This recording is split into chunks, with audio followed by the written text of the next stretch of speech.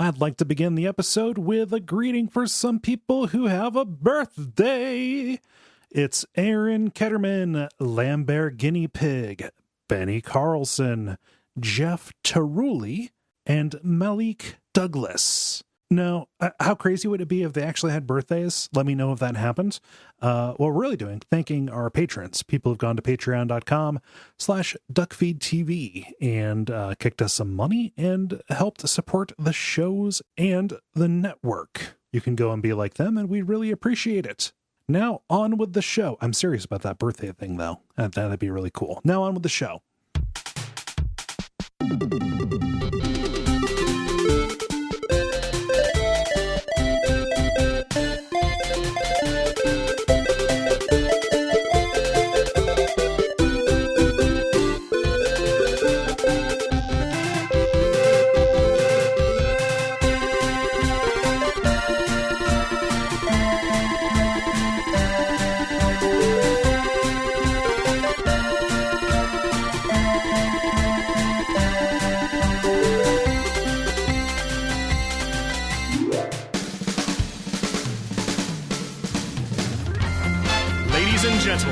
We are proud to present to you Munch's Make-Believe Band and Chuck E. Cheese. Hi, everybody. That's me, Chuck E. Cheese. And even though this place is called Chuck E. Cheese's, I am not the star of the show. You are, because the magic only happens when we all get together. We can feel the magic now that you're here. My name is Gary Butterfield. My name is Cole Ross. You're listening to Watch Out for Fireballs. It is a Games Club podcast. And this week we are doing a special episode about Chuck E. Cheese and Showbiz Pizza. Those combination arcade, pizza parlors, and kids' entertainment centers. First opened in 1977, it is the place where a kid can be a kid. Yeah, Chuck E. Cheese, where a kid can be a kid. Showbiz Pizza, where anybody can be a kid. Yes, already more inclusive and superior. I'm coming out swinging for my Showbiz Pizza roots. Showbiz Pizza comes off better. Comes off a lot better in the story of these two businesses. Because anything Nolan Bushnell touches turns to like cocaine infested kind of scumminess. Yeah. You know, I don't know, man. That guy, everything guy. I read. Even though the Showbiz guy also in reputation is not great. Even though I kind of respect him in a weird way. We're going to talk about all this shit. This is for people who are used to the normal format of this show. We used to, and will occasionally in the future, do special. We call them topics episodes. Mm-hmm. Which is a little silly because we do a topic during every dispatch. But we've done them on things like game books or Nintendo Power Magazine, things that are related to games, but aren't an individual game. In the past, like, for example, we did an episode on Tetris, and that is a weird game for our regular format. There's gameplay to talk about, but like, it's super interesting to talk about the story of the creation and the way that it worked its way to the West. Yeah. Spy shit. So this is going to be kind of similar. Like, we're going to talk about, yes, like what you could do at these places that are a part of a lot of American childhoods, especially people around our age. But we are also going to talk about kind of the founding and just the stories of these interesting businesses and their weird legacy. Yes. Yeah. I am sure there's an equivalent for people who are not American. Yes. I don't know what it is, but like, it'd be really weird if there wasn't. This feels like a universal idea to me. One of the things one reason I brought up this idea of doing this topic now is because, as much as the physical locations of these are unpopular, the idea of these has never been more popular. Right. What with your custom nights and your your Five Nights and such. The idea of an animatronic arcade is in the public consciousness with the youths in a way that it hasn't been since kids were going to these in the 80s. Yes. And it's weird because the kids who are crazy about your Five Nights at Freddy's, what's custom nights? What's that? That's another Five Nights at Freddy's Gotcha. spinoff or alike. I don't know exactly. Yeah. The kids who are crazy about these are way too young to have ever gone to one of them, at least in their, in what we consider to be their heyday. Yeah. At least, I mean, especially when there was, a real full animatronic show, right? Yeah, there are kind of versions of them that we'll talk about that. Like there are still kind of places you can get this. Mm-hmm. It's not entirely dead, but it's certainly a thing that lives on more in the idea, than the execution. It reminds me of how the save symbol is the little floppy disk. Oh yeah, or in the Shadowrun campaign I'm running, I had to have somebody try to roll down their window. And it's 2050 and I still had him do the manual roll down because you can't mime pressing a button. No, for rolling down a window. So like the kind of turn the crank is always going to be roll down your window. Mm-hmm. And it's worth talking about because this is something that at least for me, I have a lot of affection for. Yeah. And fascination in. Looking back, this kind of revival has caused a lot of information on this stuff to come out. So we're kind of living in a golden age of text on these things. I mistakenly thought there was a book that I could read. The person who runs showbizpizza.com is working on a book. Yes. That's what confused me. I thought that was out. Mm-hmm. It is not out, but there is just a wealth of material about this stuff. Yeah. Tons of stuff on YouTube. There are fans who are cataloging show tapes and tracking down like still extant animatronic shows, rock fire explosions that are kind of like reskinned and still in circulation in commercial establishments, deteriorating and traumatizing a generation of kids anew. And that's also the obvious elephant in the room is that this stuff is just creepy and cool looking. It's the reason why Five Nights works. And as much as that's like a little kid thing that it's really easy to scoff at, it's undeniably a great idea. Yes. Like it is undeniably something that is part of our collective scaracules. Yes. It happened this. This is also kind of a sister episode to episodes we've done on arcades and fun centers.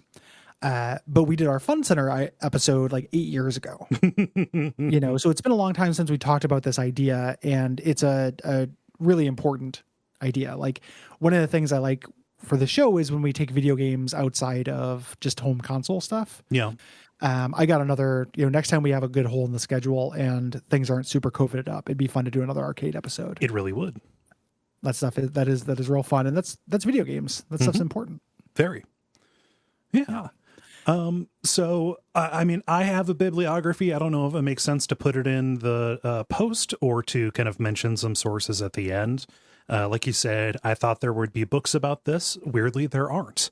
I even went back to books that I got about kind of the founding of Atari and the Silicon Valley back in the day for that episode, and just did searches for Chuck E. Cheese, Showbiz Pizza. Nothing, not even mentioned. Usually I like to be a little bit more researched up on this. Ended up going to a lot of videos. There's a real neat documentary that was produced back in 2008 called Rock-afire Explosion.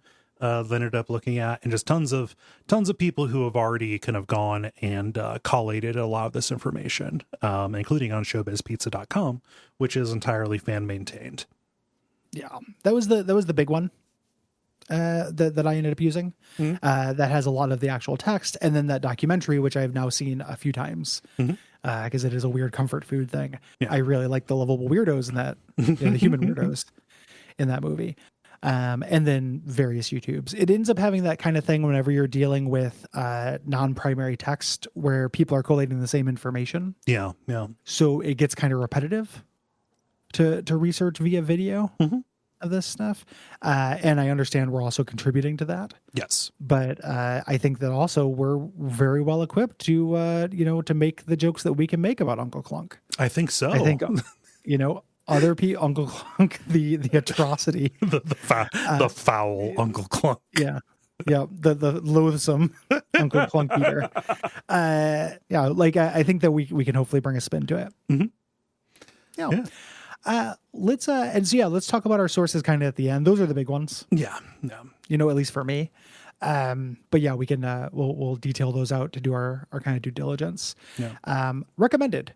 Recommend you will have a good time searching Chuck E. Cheese or Showbiz Pizza in a YouTube search bar. Scroll past the modern Chuck E. Cheese stuff. It's pretty grim. I watched some of that stuff, but it's good to have a point of comparison. It is. And then just find fan projects and archival footage. And it is, one of the things I was thinking about in the run up to this, right? So something happens, I get a time machine. I don't know what to do with it. I just have it. And you know, am I stopping 9/11? I don't know how to do that. You know, I just don't know where to start. You know what I would know what to do though? Go back to a bunch of Showbiz Pizzas. Yeah, just hit up a few different locations. Maybe follow Uncle Clunk around. Yeah, go on the Clunk tour. You know, buy a bunch of Showbiz Pizza animatronics at rock bottom prices. Put them in a storage cabinet for me in the future. Yeah, just to keep, not to resell. No, I would. Yeah. I wouldn't be for value. It'd be to create some kind of horrible army. It'd be to have a crew. Yeah, set up a festival. Yeah, it'd be to roll up to the club like nobody else. on a flatbed trailer. Yeah. Just I hear it's somebody's birthday, and then just my legion comes up behind me. You know, it's like Statue of Liberty is there, Dracula's there, like it's all kinds of weird fuck ups. It's also we're in the era of the fucked up little guy. We are of the show. Yes, I think so. Like I think that we've been appreciating just like, look at this fucked up dude. Oh, I agree. Yeah. More. No, yeah. I really love just these little shits just going around. Yeah. Weird little fucks. Yeah. So we're, and then there'd also be like a Mac tonight. I think I'd grab a Mac tonight at rock bottom prices. And I would say I could save him from becoming a white nationalist symbol. By buying up all the Macs tonight. You would have to go around. You'd have to kind of insinuate yourself into those communities early on in order to stop him from becoming a white nationalist symbol. I would put in the water that he is a polyamorous homosexual. Yes. And not, just to poison the well for bigots. Yeah. They wouldn't make him a symbol if they knew about Carl this afternoon and John this morning, his partners. Oh my gosh. What's your history with Chuck E. Cheese or Showbiz Pizza? So your affection for Showbiz Pizza, was that because that was like your version of this when you were little? Yeah, that's the one that I went to. I went to, and it wasn't like something I went to every year or anything like that. No. It wasn't a blessing, but I did get to go to, I've been to a Showbiz Pizza twice. Mm-hmm. As a kid, and for two different birthdays, one for my birthday and one for my cousin's birthday. And I'm not a person with tons of fond childhood memories. Okay. In a general sense, but it is a really fond childhood memory. It is like the color swath and the smell of it is very like immediate. Mm-hmm. When I think back, I remember what the pizza tasted like. I remember it's to me, I associate it with being irony free in a way that I never was after that. Like the robots at Showbiz Pizza, Billy Bob and the gang singing to me. I did not find anything creepy or off-putting about them. If one of them was like, "Hey, special birthday boy, do you want to come with us?" Like I would have just been like, "Yes, I do." I would have lived with the band. You wouldn't go to an tour with Rockafire. You would not have questioned their motives. No, I would have just been like, "Yes, this is this piano playing gorilla who's kind of racially insensitive is my friend, and will take care of me." That is my parents now. Yes. So I loved it. And I always wanted to go as a kid, and we had no money growing up. And, it wasn't, I moved around a lot. So I didn't have like tons of friends to bring. Right. Something I keep, I've been, when I kind of mine my past and start thinking about things about my childhood, that's one of the things, like long swaths. So I was like, who's my friend during that period when I lived at this house? Oh, I don't know. Like, I don't think I had one. Right. At that point, because we just moved around. I didn't have time to meet anybody. Yeah, there wasn't a regular like sleepover buddy. Yeah. Yeah. I had periods in my life in which that was around, but I had also swaths where it wasn't. Right. So there were times where Chuck E. Cheese or Showbiz just didn't make sense to me. But the times I went, I absolutely lost my shit for it. Like just stared transfixed. Yeah. So you were way into the animatronic shows. Yes. Gotcha. Oh yes. I played the games and everything, of course. But I remember noticing when it looped. That's a very specific, maybe the seed bed of cynicism in me, like that grew to a mighty oak now, was noticing the show bit or the Rock of Fire explosion looping at a point and doing a routine I'd already seen. Yeah. Yeah. I mean, so we never lived near a Chuck E. Cheese, because I grew up, We call those Chuck E. Cheese deserts. It's actually a huge problem. we could get pizza, but we couldn't get the bland pizza that was designed for a child's palate, yeah, with the ketchup sauce and everything. Just grew up, you had to go like an hour and a half to get to a city where one of them would be, so like just going was never really an option, right? Of course, I always wanted to go. It was kind of this place, but even if we were incidentally in a town near one, it was just, hey, can we go? And parents never took us. Impulse. Yeah. But like, I don't think I ever went to like an official like birthday party at one of them. As a kid, I did go like when I was a teenager. My youngest niece had a birthday party there, and I went. But by that point, I was just kind of over playing the games. Anytime I went, like incidentally, I never really paid attention to the shows because I thought they were too loud and I couldn't understand anything that was being said. They are real loud. Yeah, they are flashing lights and it is a gigantic set of keys that gets jingled for kids, basically. Yeah. It's not about the content of the shows. No, really. Yeah. It was just real unpleasant. Like, and it made me like upset how loud these noises were. So I tended to kind of stay away from them. And always wanted to go into the ball pit, but my parents wouldn't let me in there because they said it was too dirty. Same thing with the crawl tubes and the slides and stuff like that. It's like no, you got to go into the weird habit trails. Yeah, you got to go in there and get slicked up with kid piss. Get real lubed up and slide on through. Yeah, you got to Ace Ventura rhino birth yourself out of the human habit trail at the Chuck E. Cheese. Yeah. So never got to go into one of those. So yeah, Chuck E. Cheese was kind of this forbidden fruit until I was too old to enjoy it unironically. So, but I am super fascinated with the story of it. The story of it's great, and the visual of an animatronic is just absolutely arresting. That was also part of my non-cynicism, was not being worried about dirt. Mm-hmm. I don't think I ever like grew to be very worried about dirt as a kid, and my parents didn't either. But the idea of something being too filthy to put my body in did not even occur to me or any adult around me, including at my cousin's birthday, which like they were well off and like a higher class of people than we were. They also were just like, yeah, go in the pit. Oh, get in there, kid. Yeah. Get the kid soup. It was I liked that ignorance. Yeah. Even though now I don't like it, but I had the freedom to have fun through being ignorant. Yeah. At the time. Yeah.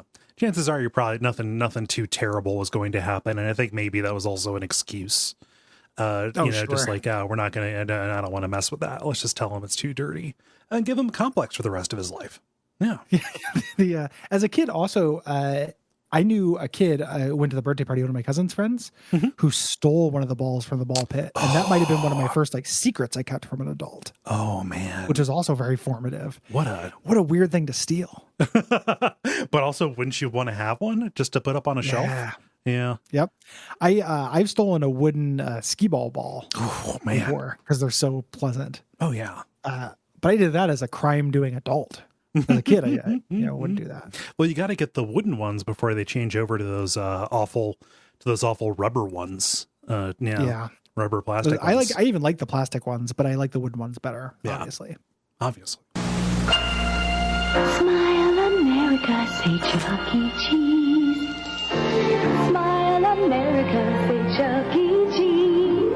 Food and games and all kinds of creatures. For a taste of pizza time theater. Smile America, say Chuck E. Cheese. You can smile. Let's talk about the history of the company. Let's do. Nolan Bushnell, the maniac founder of Atari, is the creator of Chuck E. Cheese, this concept for an arcade, restaurant, and show put together. Yeah. He had noticed at Atari that, they were selling these machines, I think, for $1,500 a piece. And then they would go out into the world and they would end up making whoever bought them $30,000. And he thought that didn't make any sense. So he wanted to get a piece of that action. Problem was he didn't want to directly compete with the people that he was selling the arcade cabinets to, figuring that might hurt sales. Also, I figured that might be like an antitrust thing. And, Yeah. So he thought, I should market these to children. This is an underserved market. At the time, arcades were the domain of teens and cool kids. Yeah, people had money. As we'll explore in this month's adaptation decay, how cool arcades are and how they're for cool, sex-crazed maniacs. So this would get around the competition problem. Different markets would be going. You'd have dedicated arcades for teens. You'd have arcade machines and bars and stuff, but places for adults. Yeah.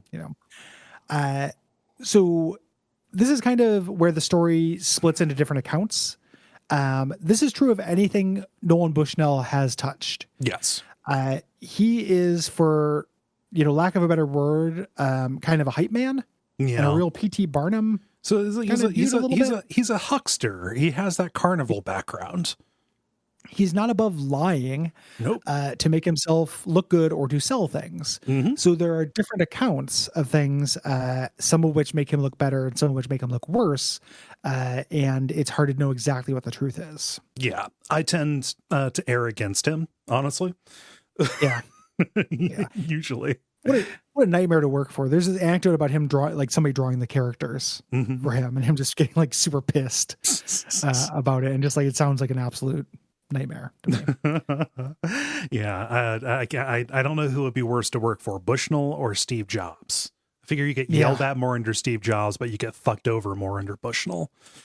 Yeah. So I got to work for Fetcher. That sounds like a big happy family. Like, I don't know. I got bad vibes off of Fector, honestly.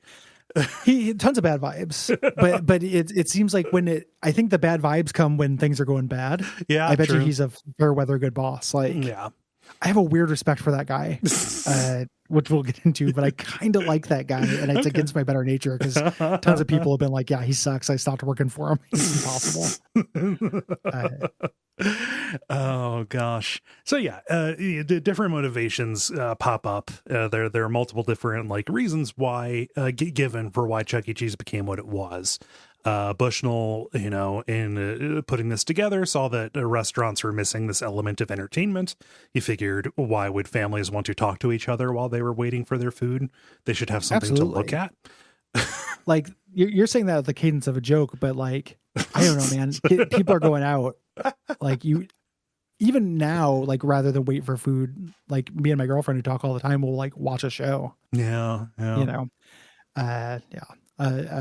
He was ahead of his time. Yeah.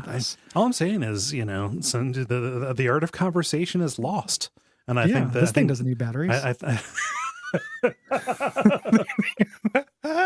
Oh gosh. He decided the to serve art of conversation. I was anyone who uses that unironically needs to fucking trip and fall. Yep. No, I agree. Oh, you mean just talking? Yeah. You're thinking about this way too much, you weirdo. Oh man. So they decided to go with pizza because they figured it was difficult to screw up. I guess that's because they never had Chuck E. Cheese pizza. Yep. Also, weirdly, pizza and pipe organ parlors were popular. Like before, Yes. before there was the animatronic, like there would be whimsical pizza parlors locally where people would go and order their pizza, and somebody would play a Wurlitzer organ. Or There's a one of there's one of those that used to be like that. That's near where I used to live in Portland, called the Amazing Pizza Caboose. I love that. That's so good. Yeah, I really love it. And parts of it are made up like a train, and it clearly used to be one of these things. However, the problem with that is you got to pay your organist. Yeah, you got to pay an organist to be there during operating hours. And Bushnell is all about the bottom line. Like, this guy is not an uncreative person or non-visionary, but he wanted to make unpaid entertainment. Yes. Like, very much so. Which is funny because eventually it turned around and was like, wait a minute, we have to pay to maintain these things? Ah, shit. Yeah, damn it. There's the rub. Bushnell had worked in carnivals and he loved Disneyland. He originally had gone to California to try to get a job at Disneyland. Specifically their animatronic things. The Country Bear Jamboree, Tiki Room, Hall of Presidents, that kind of stuff. Yeah. So he ended up working with a guy named Gene Laundrum, a marketing executive at Atari. And the idea was he would provide the money, and the idea, Laundrum did all this work to put this together. Right. And it's That's funny. Bushnell's trick. Because, Bushnell's trick. I mean, it's a lot of, quote, visionaries tricks. But like Landrum is not even really mentioned in the Wikipedia page at all, which is wild. Nope. I only got his name, I only got his name from that oral history from Mel Magazine. Where he was one of the people interviewed. But yeah, he was like the footwork guy. He found the recipes and scouted the real estate, like all of the practical things. Yeah. So they ended up opening their first restaurant. At this point, Atari had been sold. Bushnell had stayed on as the head of the company, but they weren't really using his ideas. They wanted to break into the market.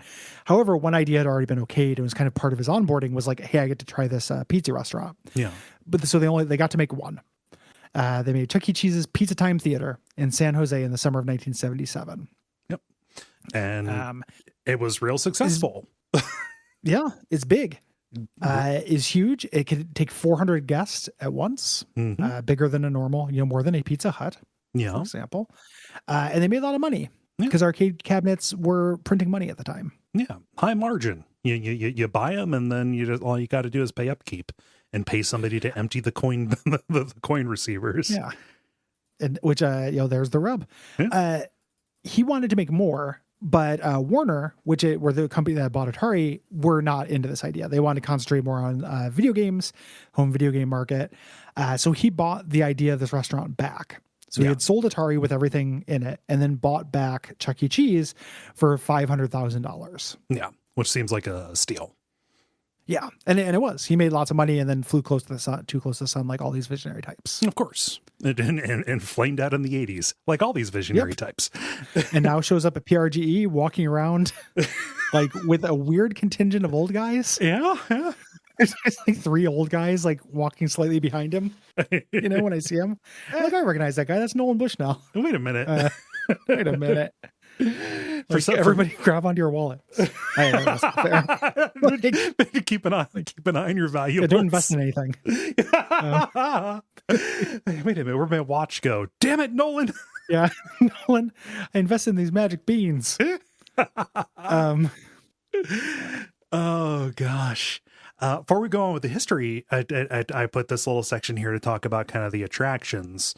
And this is not like the earliest example, but like describing this for anybody who is unfamiliar, as unlikely as that might seem to be, kind of makes sense to talk about stuff that was available to do here, like why you would want to come, right? Yeah. So it was a big arcade. Yeah. Originally arcade Atari cabinets specifically, but eventually moved on to ticket machines, which are things like Skee Ball, Knockdown Clown, things like that. God, Knockdown Clown. I love Knockdown Clown.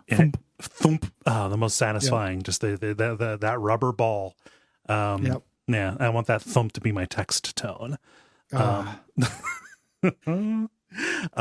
We mentioned the ball pits and the crawl tunnels, slides, things like that. The human habit trails, the play place is what they would call these at a McDonald's, right? Yep. And these were around in the 80s, but didn't get to full prominence until the 90s when Chuck E. Cheese had to start competing with Discovery Zone.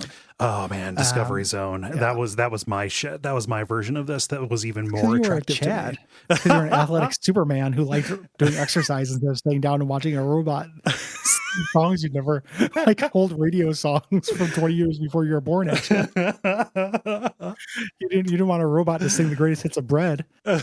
Instead, you wanted to go exercise. No, I just like going to Discovery Zone kind of felt like Double Dare. You know, Sure. Global Guts, all of that. Like if it felt like getting a little slice of that action. I mean, it was like I'm sure that came up in the that was the trend, like a global guts kind of thing. Yeah. So those were a part of it, but didn't become a huge part until later. Yeah. Birthday parties were huge. You would make a reservation. They had like a whole party venue right up close next to the stage. There was like dance floors and stuff like that. And all kinds of just cheap shit that the kids would get to wear, and toy bags and things like that. 16% of their income was from these parties, from reserved huge. parties. Like, yeah. It's part of the magic. Like in explaining why this was huge, it is really hard to overstate how special it feels to be a birthday boy. Yeah. At a Chuck E. Cheese. Like the robot turns to you and says happy birthday and they announce your name over the speaker. Yeah. And then like all the robots say their birthday, and maybe one of their birthdays is your birthday. Oh. It feels very special. And it was obviously they did a lot of money, did a lot of business. Yeah. It was an element of prestige to be a kid who had a Chuck E. Cheese birthday as well. Yes. It was, and like, I have no idea like how much that package cost. I'm sure it obviously depended on headcount or whatever, but like based on the fact that I never got one, I imagine the expense was not was not negligible. It's the Chanel suit for kids.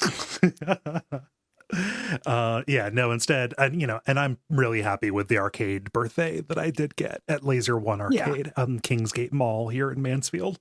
That stuff is also really fun. Yeah. An arcade birthday where you get like the plastic cup full of tokens. Oh man, I love it. Every kid gets this. Yeah. Put it in my veins. Did you ever engage in the tokens for A's or the games for grades program? I didn't, because at the time they didn't have, that wasn't available. Like the Showbiz Pizza we went to was way out in the suburbs. It wasn't nearby, so it wasn't something we could go to. My closest equivalent to this was Book It. I did Book It with Pizza Hut. Yeah, get your personal pan pizza. Yeah, get it. Books for pizzas. Exchange, a little barter system in the 80s. God! When you were in school, was there like did you get awards? For us, it was a big thing for like attendance awards, or like just for pretty much anything really. We would get like a little postcard that was a coupon for a free Oreo cookie shake at Applebee's. We didn't have that. We did have attendance awards, but part of my Dickensian childhood was missing a lot of school. Of course, yeah. Just because mom didn't want to take me. Badass. Just being called in sick upon. That's so cool. Oh man, it was badass. I was the luckiest boy in the world.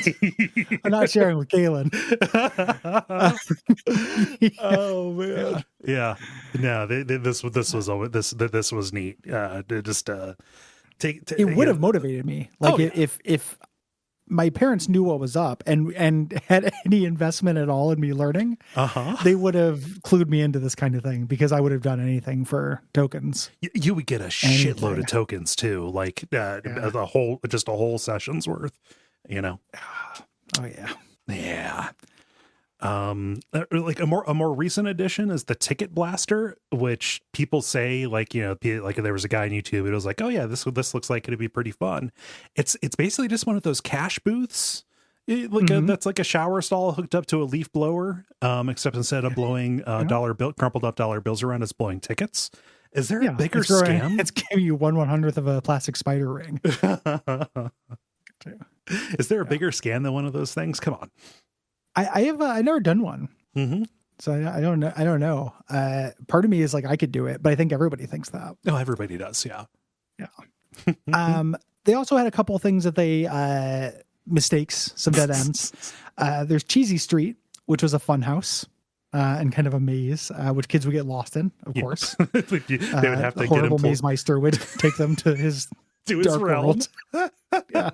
Employees Dark would realm. have to be called in all the time to get to retrieve kids who got lost. Yeah, it'd be a cool job. Like you'd be like that guy who fights the raptors in Jurassic Park. They call him Muldoon. Rescue the kids. My favorite one of these is Mr. Munch's Magic Madhouse, which wonderful name. This was a similar thing. It was tunnels that actually were under the balcony when they moved from the picture frame shows to the balcony shows. Like you would enter by crawling into this tunnel under the balcony, into these dark tunnels that were full of like strobe lighting and stuff. And I can only imagine the ghastly things that hid down there. Yeah. How many kid skeletons are down there? Like, we got a bunch of tailors clogging the chute. Skyden. Damn it. But they closed these down because of, quote, and I quote here, poor conditions inside the tunnels. Oh, I love it so much. It's the Fallout 3 DLC, The Pit. The under Chuck E. Cheese's dance floor. I love it so much.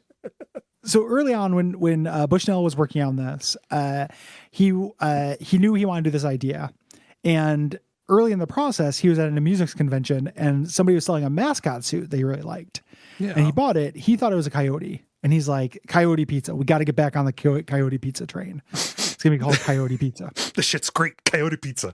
Yeah, get Roberta Williams over here. I want to make out. So, however, when he got the costume back, he noticed it had a large pink tail, which he didn't notice at the time. It was a rat. And he's like, "Oh shit! Well, this changes nothing because he's Norman Bushnell and he rolls with everything." Yeah, it's like that Mitch Hedberg joke. Pringles originally wanted to sell tennis balls, but they got a shipment of potatoes instead. So they said, "Fuck it, cut them up." Yeah. So he was going to make it Ricky Rat's Pizza Time Theater, but the executives were like, no, Ricky Rat is Mickey Mouse. Yeah. Also, you're selling food. Like, you don't have a rat problem. We got a rat problem. Put this sign up. Yeah. Oh, God, Mr. America's so good. It's really good. But yeah, they're like, hey, not a good idea. Kind of the interim name was the Big Cheese, but for some reason, I think it was like Holiday Inn or something. It was a hotel chain already owned that name, so they couldn't have anything called the Big Cheese for a long time.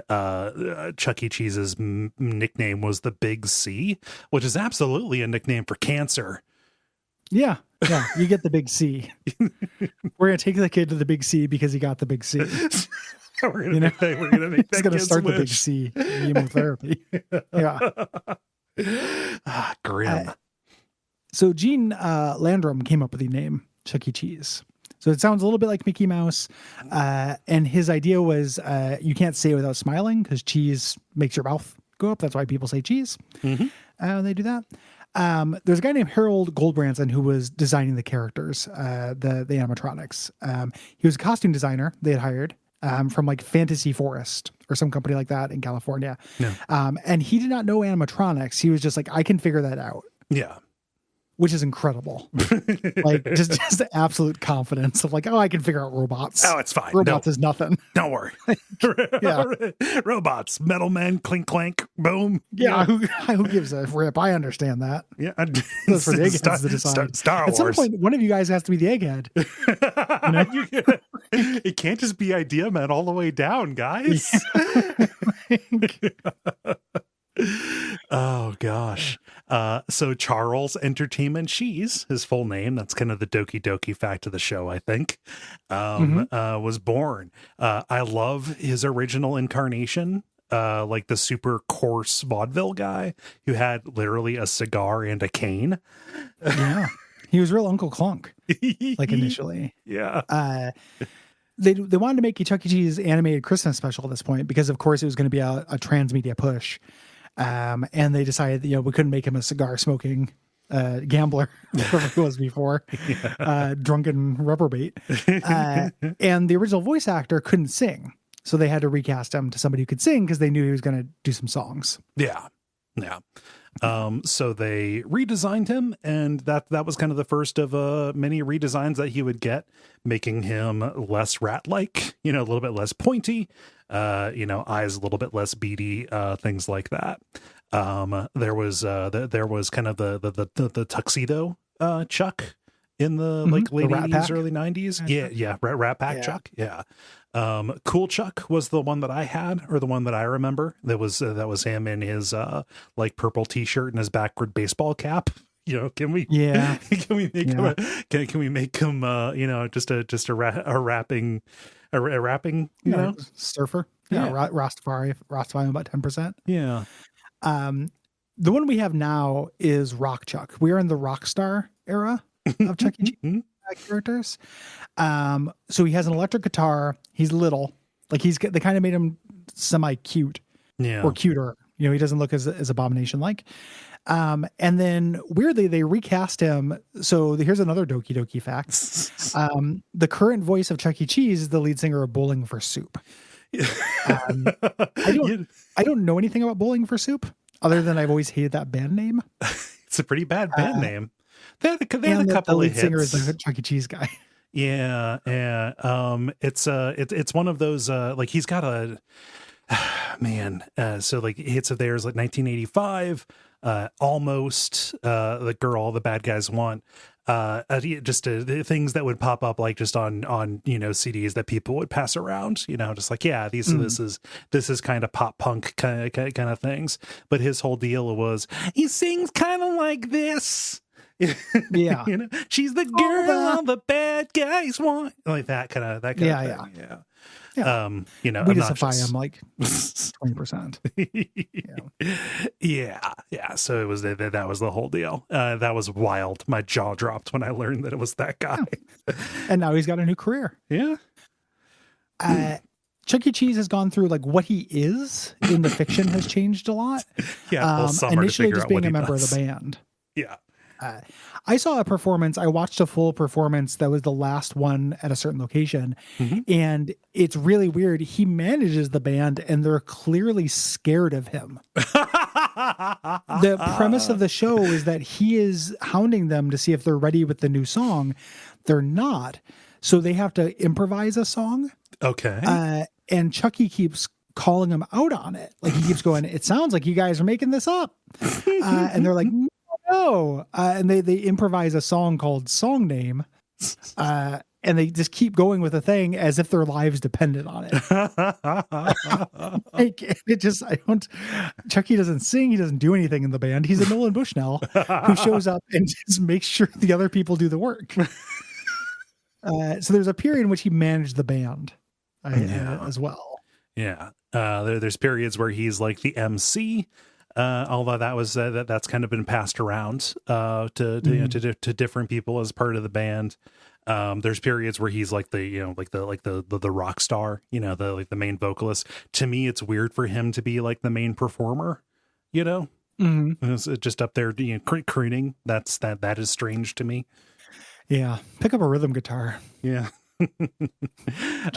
Just pretend. Come on. Don't plug it into anything. Just strum with the beat, dude. Yeah.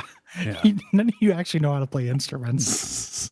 You keep hit every beat on the drum. You hit the snare with both sticks. You can fake it. Current Chuck E. Cheese, he's an orphan, like Batman, and that is why he celebrates other children's birthdays, because he does not know when his birthday is. Because he is an orphan. Like a real rat. Or, 4 out of 5 rats, if you ask them, do not know their birthdays. No. Yes, the rat's parents, they don't know their birthdays. It's fucked up. It's like they don't even care. Yeah. He has a crew of shitty friends, like anybody does. Jasper T. Jowls is a banjo-playing hillbilly dog He's a hound dog. And he was included because country music was getting popular at the time. Yeah. And he was a big flirt. He was constantly harassing the female animatronics. I had one of those like stomach drop moments when I was researching this, and I was like, wonder if TV Tropes has anything on this. No, it has nothing new. Right. People do ship characters from these bands, which kills me. I mean, I know it's, of course, I need to stop being surprised by that, but it absolutely destroys me.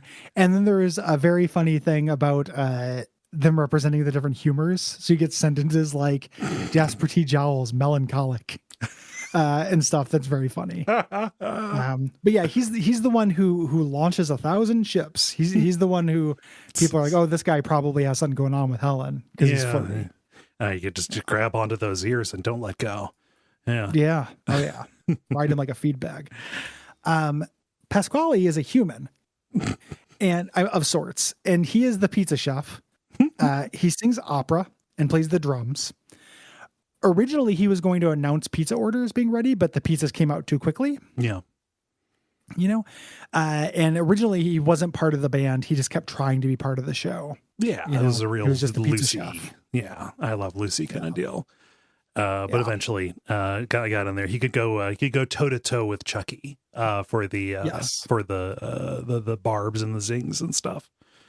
You can right now, if you live near a Chuck E. Cheese, probably go on Grubhub and see a pizza chain called Pasquale that is not Chuck E. Cheese branded, but will deliver you Chuck E. Cheese pizza. I would be so fucking mad if I got catfished into ordering Chuck E. Cheese.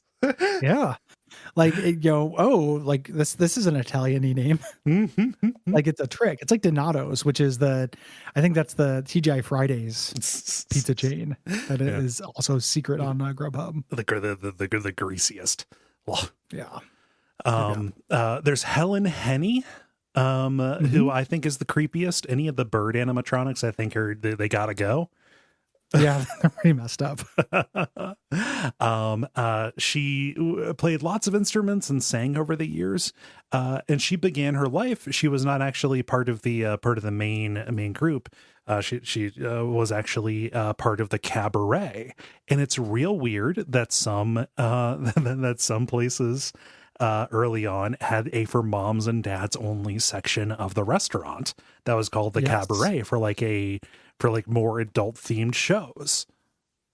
Yeah. I was trying to find just like a vintage clip of one of these because I want to know how adult, obviously. Right. Like I don't think it's going to be like the animatronics come out of the wall and say "come shot," but I wanted to know like how risque, and it's pretty hard to find out. The Showbiz equivalent of this, it was actually a sexy puppet, which that fucks me up too. I don't care for that. Eventually Helen was promoted to the band there. So good for her.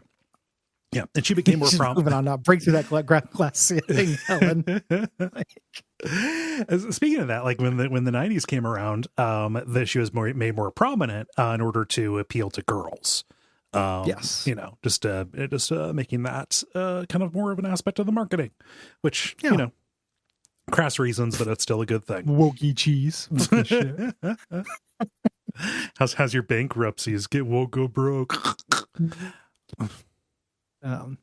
Mr. Munch is some kind of horrible monster. He's an alien from a planet made entirely of pizza. Yes. He's a real idiot. He's got some Kirby idiot god appeal. And he loves eating pizza. Yep. He's also the person they put in charge of the band. He's the leader of the band. It's named after him. Yes. We got Krusty the Cat. This is a foil for Chuck. Obviously, cats hate mice. He got retired, though. Mouse supremacy won. Madame Oink was a sultry jazz singing pig. Yeah, I think she was French, and she had a relationship with Pasquale, which is strange because Pasquale, again, humanish, and makes pizzas which contain pigs. You ever eat a piece of pepperoni and wonder whether the chef fucked the pepperoni? I don't. I will now. I don't live in this horrible nightmare land. Like, There's Foxy Colleen, who is an Irish lassie that Chuck was very obsessed with. I take it back. It makes sense to ship these characters. Their relationship is entirely sold. Yeah. No, just to like how many of these were specifically made to be smoke shows, either for the creators or for just other puppets. Like the creators of this were doing shipping stuff where it's like, I just love Chucky and want him to have a relationship for some reason. Like I invested in the idea of Pasquale having a healthy relationship. Absolutely goddamn bizarre. Yeah. To my old person brain. Oh my God. I mean, this whole run here, it's all just female love interests. We have Sally Sachet, the disco skunk. Yep. The disco skunk. The other characters made a lot of jokes about her perfume, which was probably skunk stink. Yeah. She couldn't help it. She just charged her stink sacks on the regular. Harmony Howlett, a country singing dog, who had her own Wild West show. This is obviously there for Jasper. Yes. You know, probably. The most sexualized and the one that I think that the cabaret was made for is Dolly Dimples. Who is kind of like a piano playing singer songwriter kind of lady. She's a hippo. You know, very shapely. So shapely, in fact, that her breasts were animated to heave up and down. Yeah. I mean, she's a big lady with big lady. Mm-hmm. You know, but so not like we're not seeing lots of skin. You know, when we say that she's made to titillate, it's in the animation. Yeah, it's her having tit articulation, like as a robot. Absolutely bizarre. Yeah. So she was developed to fill up extra space because I think it's made in the second location was 4 times bigger than it needed to be. Yeah. Like they were kind of catch as catch can when they were getting these locations, obviously trying to save a buck. So they needed something to fill this space. So they gave her gigantic animated breast. There were clearly marked places where you could not stand because you might lose a fucking eye. There's a double dragon level. Had to time it just right. Oh my God. And she had her own stints on the main stage as well, which is pretty fun. There's Artie Antlers, was a piano playing moose, kind of saying swing songs. He had a deep voice, and it's confusing because he's coded as like a lounge singer kind of guy. He's got like a shiny lounge suit deal. Yeah, but it's not the kind of music that he was into. I love the King, who is a lion Elvis impersonator who's 9 feet tall. I didn't realize this was a Chuck E. Cheese thing. I know the King from Jungle Gyms. Gyms rescued one of these things. Yeah, you remember that. It was over by the candy section. Jungle Gyms is a gigantic. We can't get into it, man. We really can't. We don't have times. Yeah, but they just had one of these in the candy section of this store. Yeah, look up Jungle Gyms. Yes, you won't be disappointed. It's really amazing. 9 feet tall. And it didn't, the other animatronics didn't hang out with it. It just did its own little solo set in the corner of the restaurant. Like, don't go over there. That's Jungle Jim's territory. He's bigger than all of us. And then they would also have like parody bands. So they'd like be the Beach Bowsers and the Beagles and stuff like that. You know, again, playing music that was popular 20 years before these kids were born. Yeah. But like there was the original set, the Nitwits is what they were called, and then kind of these rotating guest stars, and these original ones were real limited because they were simple and crude. They were not designed by somebody who knew what they were doing, and they were hung up on a wall in frames. Which is, how some Silent Hill enemies are presented to you. Yeah. Animate pictures, which kids love. Yeah. And this is how they would have stayed. Yes. This is where the animatronic arms race was a stalemate until Showbiz Pizza came along. Ladies and gentlemen, the world's most advanced entertainment has now joined forces with the world's finest pizza. Welcome to Showbiz Pizza, where we're glad to teach you and treat you.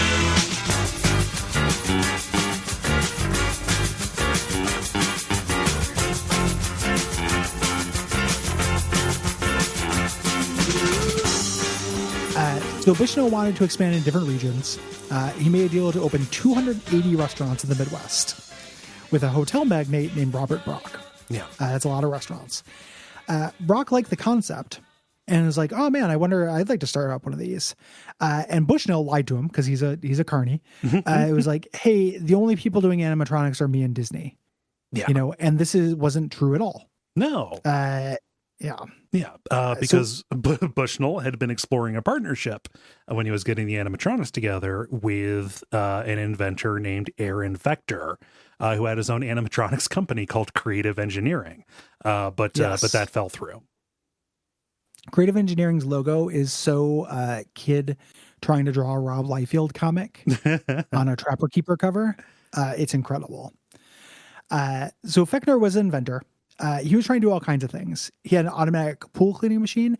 He had a car that he made that got 90 miles to the gallon. This guy is talented. Yes. Right. So this is probably our last major character that gets introduced to this guy. And he's very interesting. Yeah. He tried to invent a new kind of cooking oil recently. Yeah. Just a real weirdo. He was making this pool cleaning machine, and a client said, hey, can you automate a shooting gallery? He did it, and this steered him towards entertainment. Yeah. He would go to these amusement conferences and show off his animatronic stage shows. And there are videos of these from trade shows that are still available, and they're really pretty amazing. Imagine being at a trade conference where it's mostly just like dudes in suits giving you pamphlets, and here's a robot band demonstrating like what it did. Real eye-catching. Yeah. Real eye-catching. There was an unfortunate focus on the South. A little bit. Like, what's unfortunate about the Confederate Critter Show, Gary? I don't know, man. It depends on their stances. There's also the Bear Country Jubilee, and then the thing that is important to our story, the Wolfpack 5. Right. So Brock had learned about Vector's work and was really, really mad with Nolan Bushnell. Because Bushnell lied to him. Yeah. Bushnell had worked with Fechner.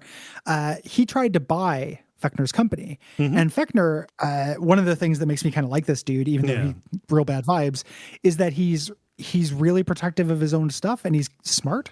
Yeah.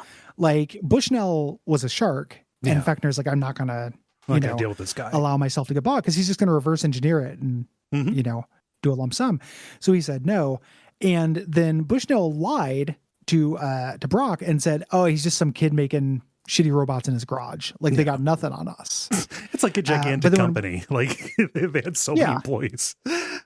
They had 25 employees. It was a real company, and Fechner was at the top of his field with his stuff. Their animatronics were full body. They had more animations. They looked better. So Brock was furious about this. And he wanted to back out of the deal. This caused a whole bunch of lawsuit stuff. Yeah. He's like, you lied to me about this. And he started working on Showbiz Pizza with Fechner. Bushnell sued him for breach of contract. And Brock held a mock trial and lost. So he decided to settle. Yeah. Which is really interesting. I knew what a mock trial was kinda. But I didn't really realize it was for predicting results. That's one of the ways it can go. Usually they are some kind of like a publicity thing, that was my understanding. Yeah. The idea of doing it as a practice run to see if it's worth pursuing is really interesting to me. And it was smart in their case because a jury trial probably would have cost them more than what they ultimately settled for, which was just $5 million annually, which was a huge sum. But as we're going to find out, this grew enough to where it was not that huge of a deal to them. Yeah, this is huge mania. Sweeping, they were making money hand over fist. Yeah. So the Showbiz Pizza band got changed. They used to be the Wolfpack 5. They got changed to the very famous and very lovable Rock-afire Explosion. Yeah. They altered them. And the big selling point of these, again, as we mentioned, was they were way better. Yeah. Full body, better animations that were controlled with pneumatics. This is better. The puppets don't need bulky motors and stuff. We just use, pneumatics like air pistons and such. Yeah. Here. And we're controlled with show tapes. They have the audio tracks, and then these time codes where you can program in burst of air to move the machines. The machine and computer to program these things looks amazing to yes. me. Like that The crazy... part of the documentary that's like him touring, like right now, you can go and pay for a tour of creative engineering, which like my weird fantasy, like dink life where I'm just doing weird shit across the country 100% includes this tour. If it's still around, you got to make sure not to step in the mystery puddle though. Yeah, the ick puddle. It doesn't get smaller. Yeah, there is a mystery puddle, but they still use these amazing old 80s computers. Listen to the tape and then just like tap a sequence of keys that represents like, oh, the fucking drummer Duke is gonna wiggle his eyebrows every time he says something. Yeah, pervert. Yeah, but yeah, just all of the equipment that runs these things is really interesting to look at. But like programmers got really good at making these tapes, right? And there were a huge number of shows that they ended up doing that ended up being pretty creative, honestly. Good stuff. Yeah. But these programmers, like, they got better at making the animals more expressive, right? By popping more air through them. To the point where like the operators at the restaurants like, hey, put in this new show tape. Like, what did you do to my animals, to my machines? Because I've never seen them do stuff like that before. It's because they got better at programming them, but because of the air pressure and them not being designed for this kind of stuff, eventually this started rapidly deteriorating them. Wearing down their durability and causing them to break faster. So they had to like limit things, put in data limiters. It's part of what makes me like creative engineering in this is it does really feel like True Believers. Yes. You have Bushnell as the ultimate businessman, and then you have Fechner as the guy who actually believed in the stuff. And it felt like a place where that was encouraged. Like, hey, I can come up with a way to make this better. I'm going to do it. Yeah. Even if it ultimately got rolled back. But they had the freedom to do that initially. Chuck E. Cheese, saw this competition. So they moved to their next generation of cyberamics, which are waist up. They're no longer in frames. They were on balconies, so they had arms and stuff moving. And a weird thing happened. This, along with the like, oh, what did you do to my manimal? It's moving now more. All this stuff contributes to the idea that these come to life. Yes. One of the things that would happen because they use pneumatics is when the characters weren't performing, the air would kind of work its way out of its system. So they would kind of creak and move around after they were turned off. Yep. Like they would just wink every once in a while. Because enough air would push through to make them wink. Yeah. It's amazing that Five Nights at Freddy's took as long as it did to come out. Honestly, yes. It's or like Willy's Wonderland, like The Hug, like movies that are about this. It's really strange with how fertile ground this is. Yeah. And people were talking about cleaning these things and just it would suddenly move even though the show wasn't running. Like, yeah, incredible. Yeah. Just incredible. It's so good. Let's talk about some of these dipshits. Let's talk about these characters in the Rock of Fire explosion. Love them. They're hillbilly. So they perform in front of Smitty's Super Service Station, a gas station, a common venue for hillbilly bands. The main one is Billy Bob Broccoli. He's a big bear.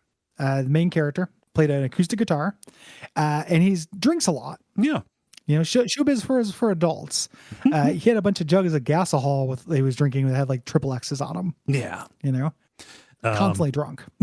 Constantly. I wasn't very familiar with the Rock of Fire explosion. The emphasis on these characters being fucking rip roaring the entire time was quite surprising to me.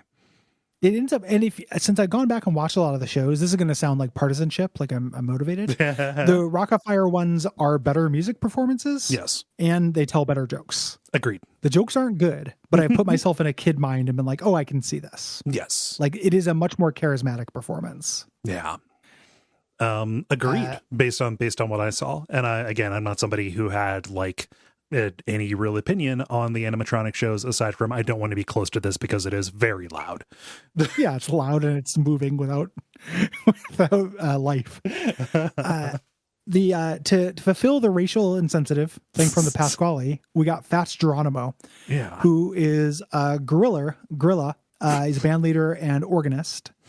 So very popular with Billy Bob. Kind of frightening and gruff. Definitely recalls a lot of African American piano players. Yeah. You know, his name's after Fats Domino. Yeah. Obviously. Had kind of a Stevie Wonder kind of thing going on a little bit at times. Yeah.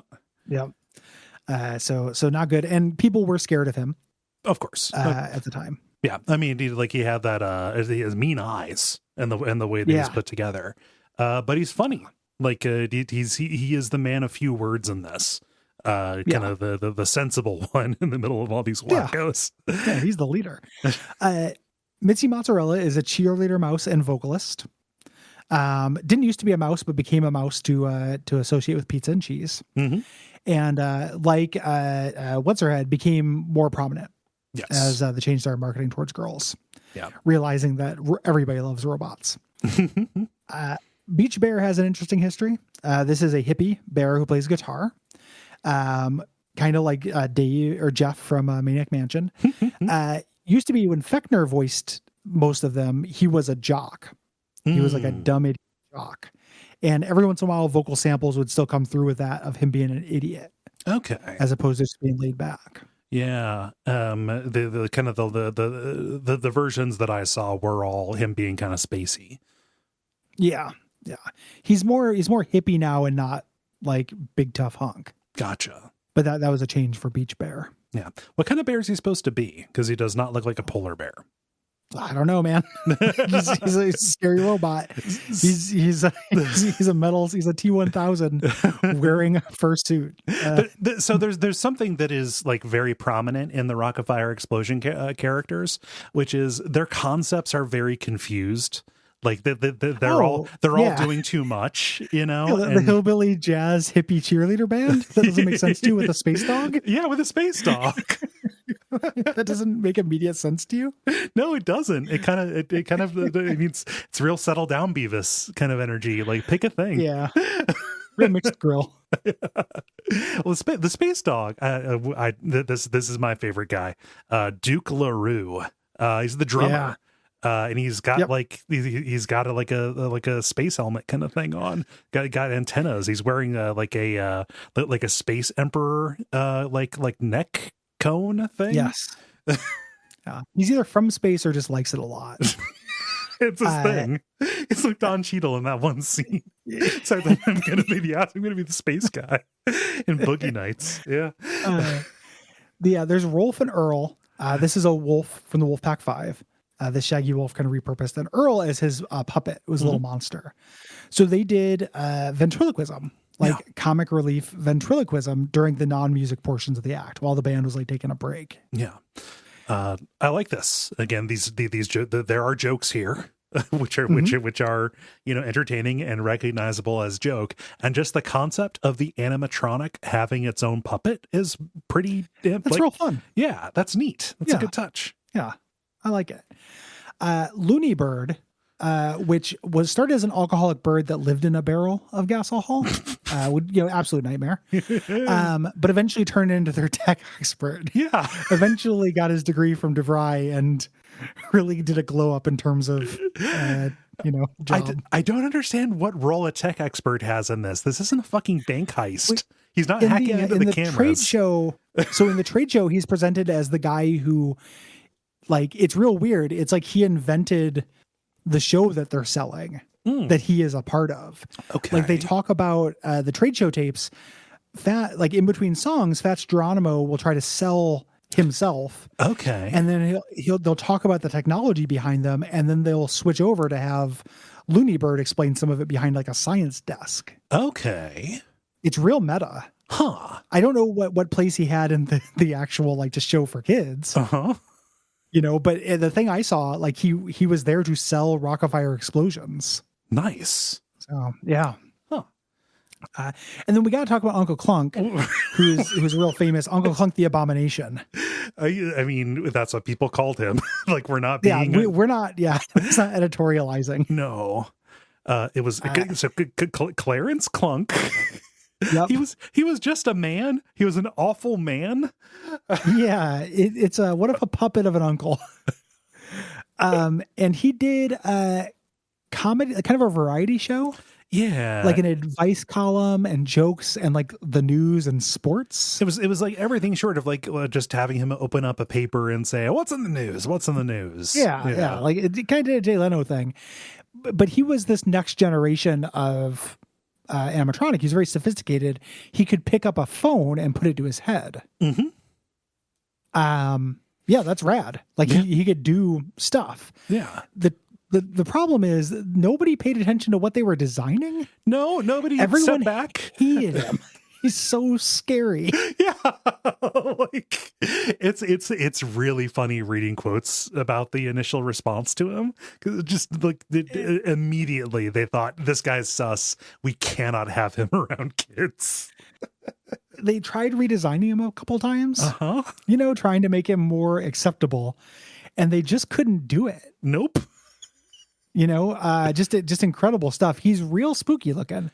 If you look at him, he's not good. It's so funny because like he's a feat of engineering. Like it's honestly impressive if you look at videos of him and if you can get past just the repulsive theming and appearance. Yeah. Like they solved so many problems, but they couldn't solve the one that mattered, which is they could have. They just chose not to. I guess. Like yeah. it's really weird. It's like this life-saving technology, but we're gonna call it like shit us all, and we can name it anything. But no. It's called shit us all. Drink the shit us all. Oh, but he was real advanced. He was actually too intricate to make one for every location. They only ever made 50 of them, but the idea was that Uncle Clunk would tour. Like he would have, here for these couple of weeks, Uncle Clunk has a show at this location, which is neat because give you a reason to come back, or a reason to stay, or a reason not to come those days. Yeah, just you check the weather report. There's a little Clunk face in the corner. Tells you not to go to Showbiz that day. But they had rotating shows. That was one of the things. Like all of these, both of them had them, but it was a Showbiz innovation. Yeah, was having a lot more new characters and having these rotating shows, because a Chuck E. Cheese show or a Showbiz show is the kind of thing it'd be really easy to see once and not have a reason to come back. Yeah, Uncle Clunk was there to juice it. Mm-hmm. Like we're coming for Clunk. He has birthed a lot of creepypastas. Of course. So if you look on YouTube, one of the things that's frustrating about researching this is you get a lot of fiction. Yeah. About this stuff. Much of it about Clunk. I mean, if you look at the showbizpizza.com like gallery, obviously this is going to be the one that generates the most creepypasta. Yeah. Yeah. So this was a huge thing, the huge boon. Chuck E. Cheese and Showbiz Pizza. We're making money hand over fist. 280 locations, as we mentioned. And this inspired knockoffs, most of which were regional businesses. Like we have Chuck E. Cheese at home. Yes. A big one that ultimately ended up getting folded in, but I was surprised to learn was around in the 80s, was Peter Piper Pizza, which lacked the stage show but had everything else. Like it was just a straight up pizza arcade. Yeah. Which, call me back when you get a robot. Sega had PJ Pizzazz in 1980. The main character was a robot named Pizza. Or named PJ. Named PJ. I thought it was a robot named Pizza. A little uninspired, guys. Yeah. PJ looks cool, and I would have enjoyed a PJ's Pizza. Yeah. You'd also have Sega arcade games, which are really good. Yeah. Of note to me specifically, and then also listeners of the show, Bullwinkles, which is based on Rocky and Bullwinkle. Mm-hmm. That one is in Wilsonville, near my house. Mm-hmm. Not near my house, but 45-minute, hour-long drive. Mm-hmm. Our first Fun Center episode is at Bullwinkles. I thought that was, I thought that seemed familiar. You're right. Yeah. We have done an episode covering Bullwinkles. Also, I went to Bullwinkles a couple of weeks ago. You did? And did mini golf. I did outdoor stuff because it's, still COVID-y times, even though mask restrictions have gone away here. Mm-hmm. Did mostly outdoor stuff. played mini golf and everything like that. They've totally revamped it, gotten rid of the animatronics. Oh, There's no longer, so Bullwinkle's had a little like corner show where there was a Rocky and Bullwinkle and then a tiny Boris and Natasha that would pop off from off screen. When I watched it here, when I lived in Oregon, it was, the voice was so distorted, it was very hard to make out what Rocky and Bullwinkle were doing or saying. Yeah. Now it's just Rocky and Bullwinkle themed adult arcade with like a bowling alley and a bar called Bad Nick's. Huh. And stuff. And the best mini golf in the area that I found, like a really good mini golf course. I mean, it was really good when we went. Like that was a lot of fun. Did they fix the batting cages? Because that was my biggest disappointment. Was the batting cages did not have the ball would not even reach the plate. They got rid of the batting cages. Damn. They got rid of a lot of stuff to make room for this bowling alley.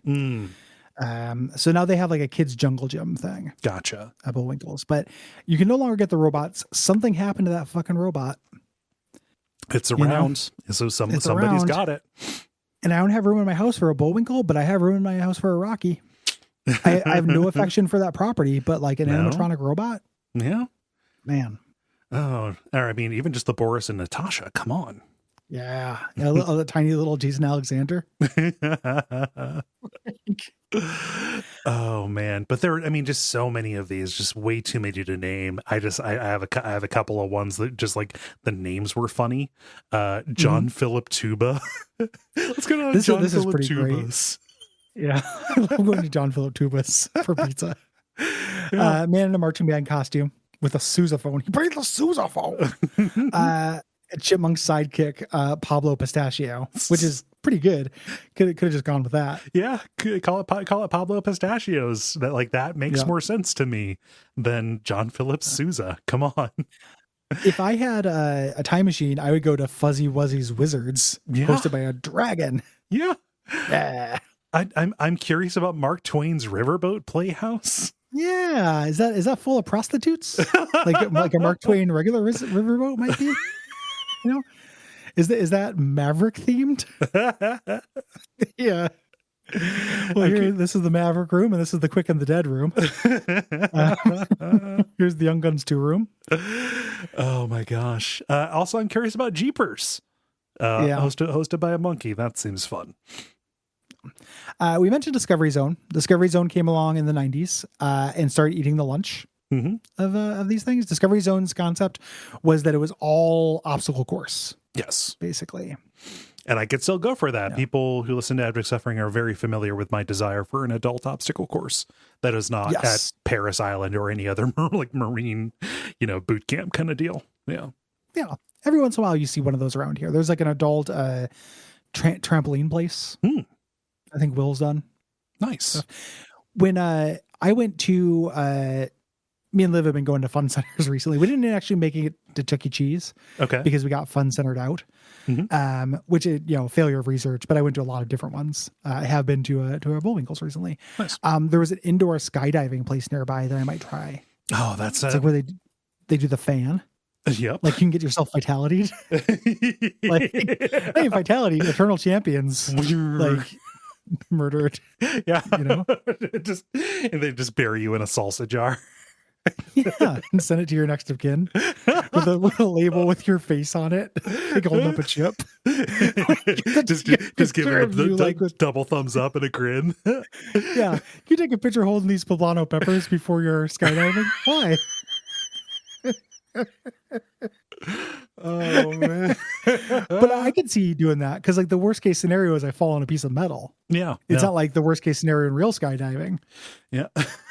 For my niece she got to do that here recently. Her birthday her Christmas presents were to get to do indoor skydiving and then to go do a dolphin swimming experience.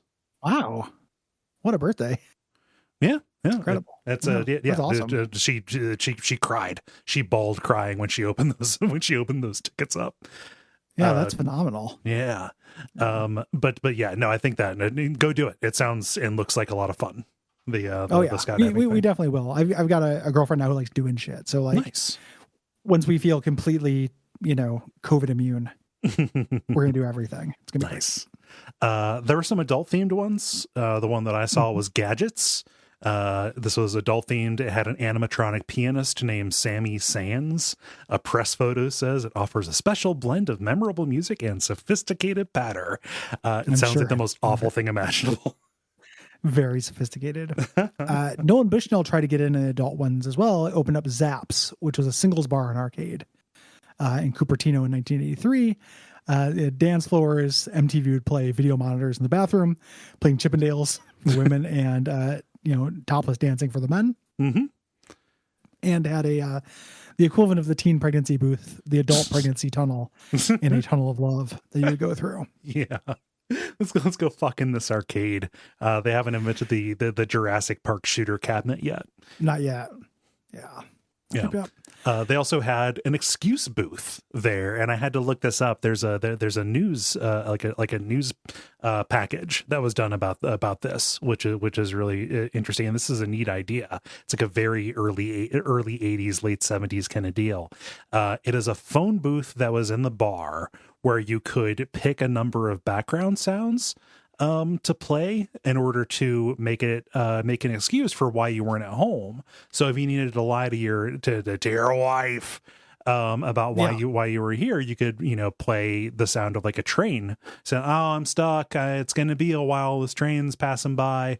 Blah blah blah. And it just made your lies a little bit more believable. It's what happens in the beginning of Nightmare on Elm Street. Yes, what Johnny Depp does. It's very weird that they systematize that. Oh, he's as free as the breeze. He's always the tease. He lives in the jungle and he hangs by his knees as he swings from the trees without a trapeze in his PVDs. He's got a union card and he's practicing hard. Can play the guitar, gonna be a big star. Yeah, he's gonna go far. And Mary Moonbeam's home in a jar. So it couldn't go on forever. Nope. Showbiz Pizza grew really rapidly. They would open up locations right next to each other, which feels really foolhardy to me. Yeah. But I guess the animatronic pizza mania was such that, you could maybe want to go to both of them. When you're making all of your decisions from a cocaine hot tub, like... Yeah. 100%. Yeah.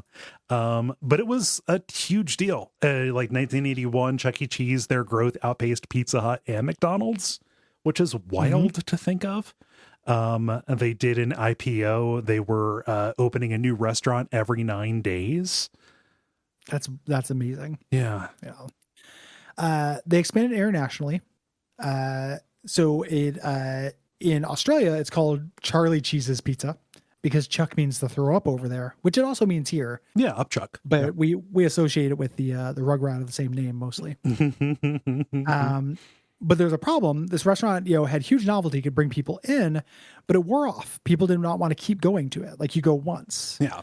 And they're opening, it's literally what happens to every fucking venture capitalist visionary. Like it's always disco stew if these trends continue. Like we're making our decision to expand while it's still in the honeymoon phase. It's so silly. And it just feels like probably a mistake that Nolan Bushnell should have learned from. Mm-hmm. By this point, I mean, the trick is to make your exit and then leave somebody else holding the bag. And he did a lot of that too, to be fair. It's what he did with Atari. Yep. Like he, because the video game crash came along in 1983, which we talked about before. That would be a good special. Yeah. A good topics issue episode at some point. It's really well documented, but it's interesting to talk about. Yeah. So this put a damper on things. People just were not as into video games. The arcades were more resilient to that than the home market, but they weren't entirely resilient. No. And the overexpansion made them really fragile to something like that. And that's weirdly mirrored today. Yes. Actually. But so all of this expansion, Bushnell kept taking profits from the company and like using them for other ventures, specifically from Chuck E. Cheese, instead of reinvesting into the company itself, which doesn't really seem wise. All of this kind of came together, forced Chuck E. Cheese into bankruptcy in 1984, where the original chain pretty much died and was about to be liquidated, and Bushnell was forced to resign as the CEO. It was bad times. Yeah. Showbiz was still staying alive. at this point. They had been more wise with their money because they didn't have a Bushnell in the house. So they could buy Chuck E. Cheese. Brock stepped down in this process there. And Showbiz slowed down openings. They had this huge inventory of Rockafire sets, but they couldn't sell them. Right. Fechner and his team was told to make tons of these things for this boom time.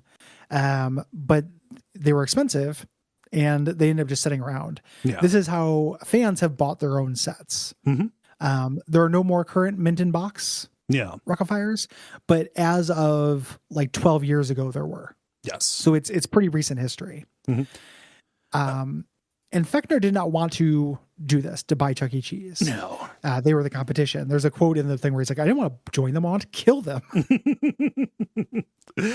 He is a principled guy. I'll give him that.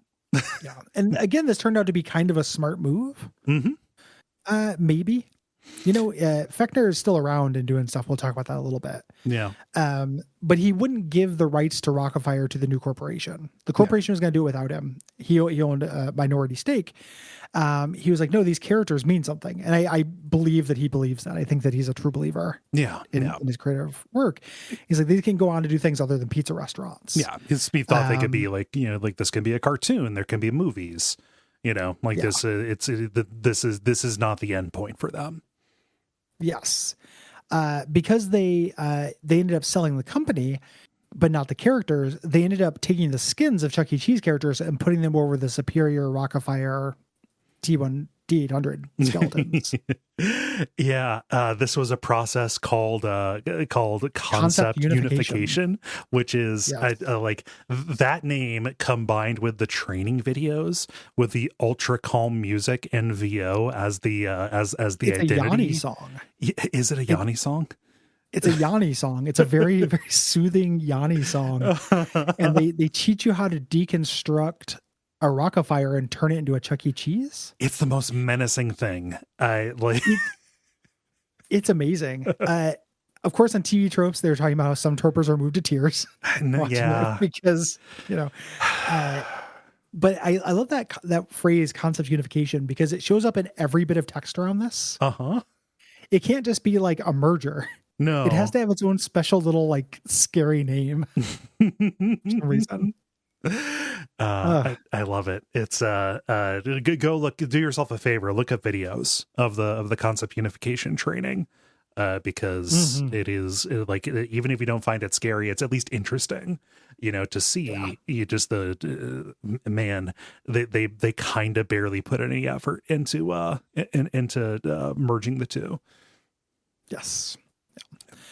So it has had its share of lawsuits, most of which fairly recent. Yeah, these are the ones I could find. Yeah, I'm sure there were, but as a society, we become more litigious. Not trying to Bill Maher it, but it's happened. Mm-hmm. In 2011, a woman named Denise Keller filed a class action lawsuit for $5 million in damages, claiming the games encouraged gambling. Yeah. Won't somebody think of the children? That is horseshit. If playing skee ball is gambling, fuck off. Yeah. This was a thing that I heard even before that. Like when I had my arcade birthday, one of my friend's moms was just kind of sitting there and didn't look really pleased, and I just heard her say like, "Oh, this is just getting kids ready for gambling." So that was in the air. Was colossally dumb. Deal. Yeah.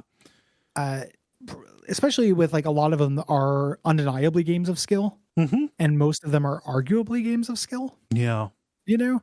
And this stuff got settled with pinball. A long time ago.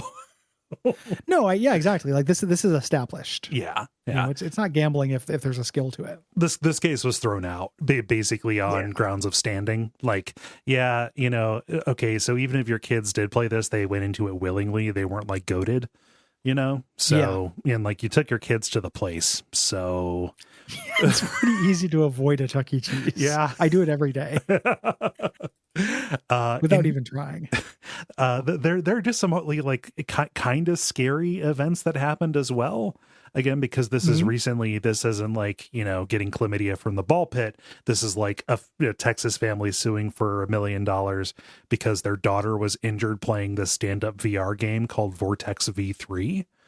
Like so there was nobody around to help her when she got hurt doing this thing. But go ahead. Yeah, the lack of staff is a real through line. Yes.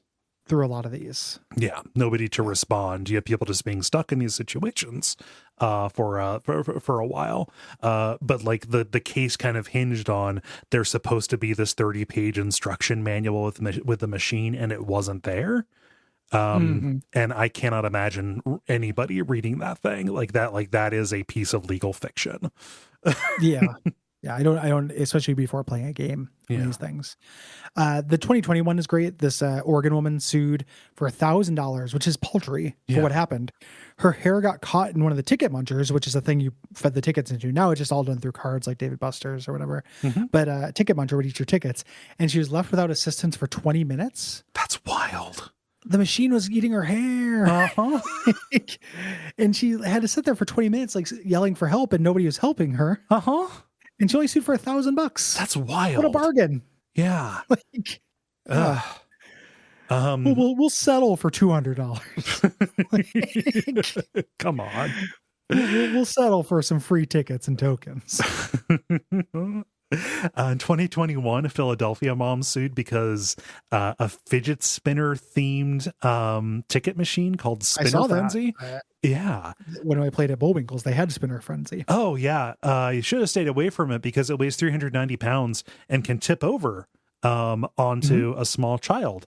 Because this one wasn't secured. What do you think I pushed it on? And I'd do it again. I'd do it again. But this spinners, what's wrong? I'm Bill Maher. Spinners, what's wrong with kids today? The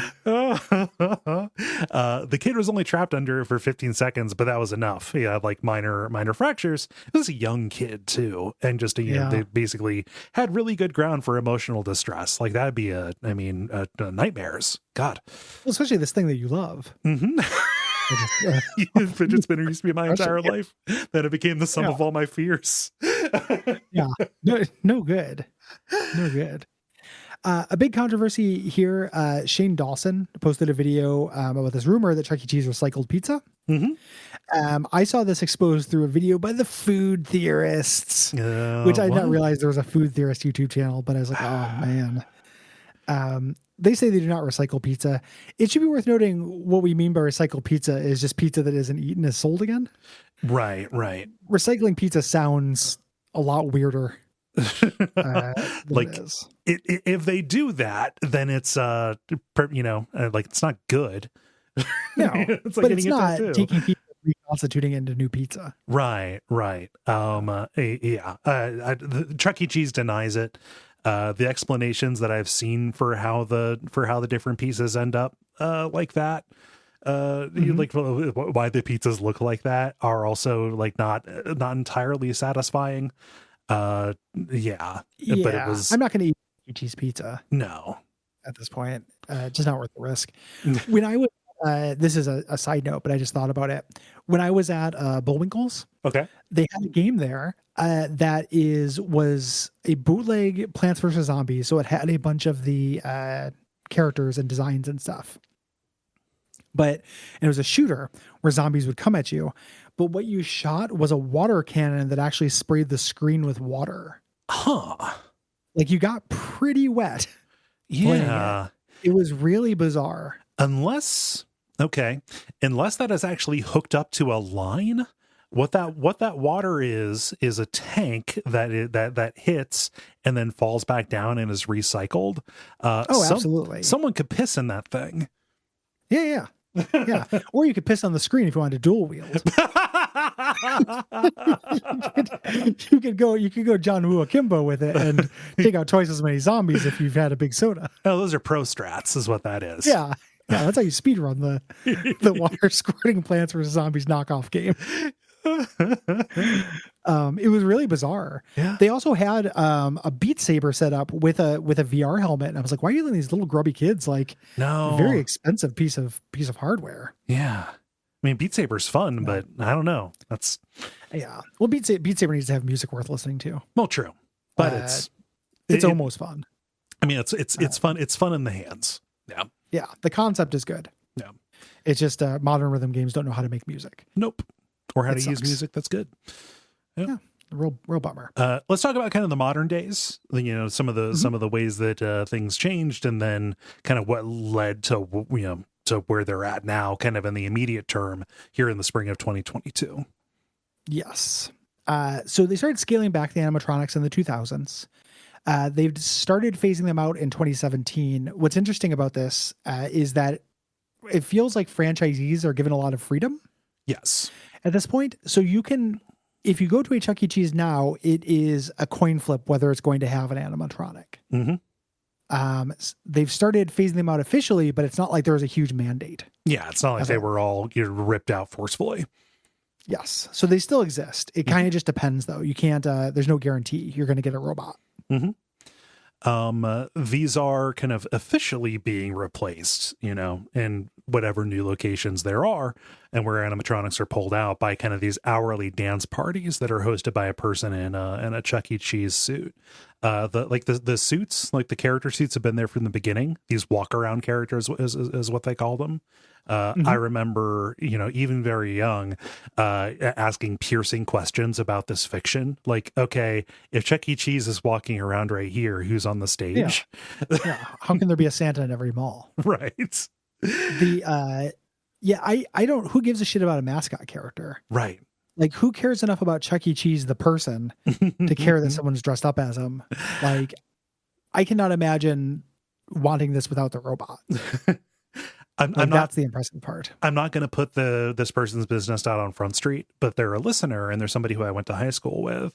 By the time I was in high school and working at the mall, they had put in a Chuck E. Cheese at the mall, which it was the only place that served alcohol. So you could go there and get a Bud Light or whatever. Yeah, Coors Light directly from Pasquale's nip. But this friend of mine worked wore as the suit. He would put on the suit. Apparently, it was a goddamn nightmare walking around in that thing. All of those things sound like a nightmare. Oh yeah, kids would hit him and stuff. Hot, and you get hit in the crotch a lot. Yeah, this person's a listener, and they know who they are. Please write in about that if you feel comfortable doing it. But you can use a pseudonym, please, if you want. Like all my nuts. Yeah. So switching those dance parties, they're also they made changes to the menu to make it appeal more to parents, which improving the food would never be that much of a problem really. But I don't know, parents are just kind of there grudgingly anyway. So offering gluten-free options. Yeah. Maybe for kids who are gluten intolerant, but I don't think that's going to necessarily. Yeah. They switched to cards instead of tokens and tickets, which is less fun. Yeah. One of my favorite things on the Showbiz Pizza.com website is a gallery of just the different tokens. Oh, so nice. God, I love when arcades would each have a bespoke little printed token. That's so cool. I wish I kept more of them. Yeah. Me too. I wish I had every one of them. I did. Again, if I had a time machine, I'd waste it. The big thing that happened here is the same thing that happened to arcades initially. Arcades are coming back in a big way as a cool thing for adults to do. But video games are no longer a rarity for kids. Right. Adults go to arcades because you can drink and they're kind of cool, and they recognize it's this is not about value necessarily or novelty. This is about a fun place to be and spend $10. Yeah. For kids, they have every video game at home and on their phone and the car. They do not need to play, Fruit Slicer or whatever, Fruit Ninja in a Chuck E. Cheese. No. And that's honestly for a Fruit Ninja machine, with a Kinect was, that is a machine that is there. It's okay, yeah, it's on a bigger screen, but it's still Fruit Ninja. Yep. Yeah, exactly. COVID-19 was tough on them. Yes. That obviously, just having to shut down their physical locations for a long time, or just even when they're open, getting hugely reduced traffic. Yeah. Absolutely, really, really tough on selling with this much overhead. Yeah. We mentioned this before. They started sneakily selling their food on delivery apps with Pasquale's Pizza and Wings. They should probably just go away just because of that. Yeah. Absolutely dastardly Nolan move. I know he's not part of the company, but God, it's Bushnell in spirit for sure. Yeah. Yeah. they probably could have weathered the pandemic. It would have been good, but the real death knell, which is this is just a common story about a lot of things from your that you grew up with, like Toys R Us. The villain is private equity firms and leverage buyouts. They were bought by Apollo Global Management in 2014. Which God, okay, we're going to buy you, but you still owe us money. That's really weird. Yeah. So expenses were rising. All of this is information from a YouTube channel that you introduced me to, Gary, the Company Man. Expenses were rising, and they probably could have survived it with minor cuts. But like the year of this acquisition, their debt tripled to over $1 billion. And the the interest payments caused them to go under. Yeah. Same thing happened to Toys R Us. Yes. Which sucks. Again, if I had a time machine, have you seen that gallery or that video of the guy who redesigned his basement to be a 1992 Toys R Us? No. Oh, wow. That would have been the toys on the shelf and stuff. Like, it's incredible looking. Like, man, that shit kills me. Yeah. I just, I'm getting old, man. It's fine. I've always been like this. Like, I've always like, oh yeah, I like this thing from when I'm a kid, but it's gotten so powerful. Yeah. No, it's nice. Like, I mean, enjoy it and just be like honest with yourself. Oh yeah, nostalgia can feel good. Yeah. Just for the dumbest ass shit. Yeah. Taking a time machine, going to Showbiz Pizza and Toys R Us. Mm-hmm. You know, very fond memory when I went to the closing Toys R Us. That was like, I had to go several towns over. But when those were closing, I'm like, I'm going to go say goodbye to Toys R Us. Yeah. And found out that there are a lot of toys that are just toilets and poop. Yep. At the time. So Chuck E. Cheese like experiences haven't gone away. As we mentioned before, arcades are back in a big way. Yeah. Great arcades. There are also fun centers. So there are restaurant, bar, arcade kind of things like Dave & Buster's, GameWorks, stuff like that. Yeah. GameWorks, where I got trapped in a machine. Yeah, exactly. And will again. Oh yeah. It keeps on happening. So I have this is, I mean, again, I keep I mentioned I've keep going to fun centers. There is an arcade in the suburbs of Portland. Okay. That next time you come out and visit, we should take an extra day to make sure you see it. Okay. It is, what is the name of it? It's in Hillsborough. It's this weird passion project of this guy who used to collect lunch boxes and his son collected arcade machines. It's a pinball museum. Okay. There are no pinball machines that I've ever heard of other than Goliath and Joust. Okay. That they don't have. They have, it's like a huge warehouse. So it's gigantic and is full of like props. Like instead of wallpaper, they just have stuff on the walls. Okay. Behind shelves. It is a blast. It's real cool. It's free. It's a free play thing. You don't pay per go. And it's just like a really good pinball time. It's where I played that. I told you that, that light gun or that shooting game that was untranslated that had haunted house practical effects. Oh yeah. No, you sent me a picture of that. Okay. No, I definitely Dark want to go Omen there. 3D. I think it's called. Nice. We got to go to that. Yeah. It makes me want to move to Hillsborough, and Hillsborough is not cool. But I would go to this thing all the time. Oh my gosh. Yeah, that sounds really cool. Yeah. It's really good. It is must see. It's like, I talked to the guy, it's a small family business. And I was like, there's gotta be a story behind this, right? And the guy's like, yeah, like I'm one of 6 employees, it's this passion project and stuff. We want to have there to be a reason to come here. It's like very sweet and it's doing great. Yeah. Next level arcade. Awesome. That's called. It's awesome. So free buzz marketing for them. Yeah. So there are places like that, and there's Dave and Buster's, those big places. But like we said at the beginning, the legacy is the animatronics and kind of the inherent horror to them. Five Nights at Freddy's kind of bottled that, made it into a real big deal. And also like the YouTube has been a big thing as well. Both kind of seeking out and making videos of these shows, and also showing all of these in various levels of disrepair. Just the galleries of the horrific state of some of these. Look up Billy Bob's Wonderland to see video of an especially broken down show where all of the modern Rock-afire explosion where they're not maintaining them. Yeah. Where all the characters' eyes are rolled back, and Fats Geronimo doesn't really move; his hands just kind of twitch. Yep, everyone's an addict character from the color out of space at this point. It reminds me of that tweet about the cup from Beauty and the Beast, where it's like, that cup was real. It's just a bunch of dust in a Ziploc bag. They'll let you see it if you want. It still moves.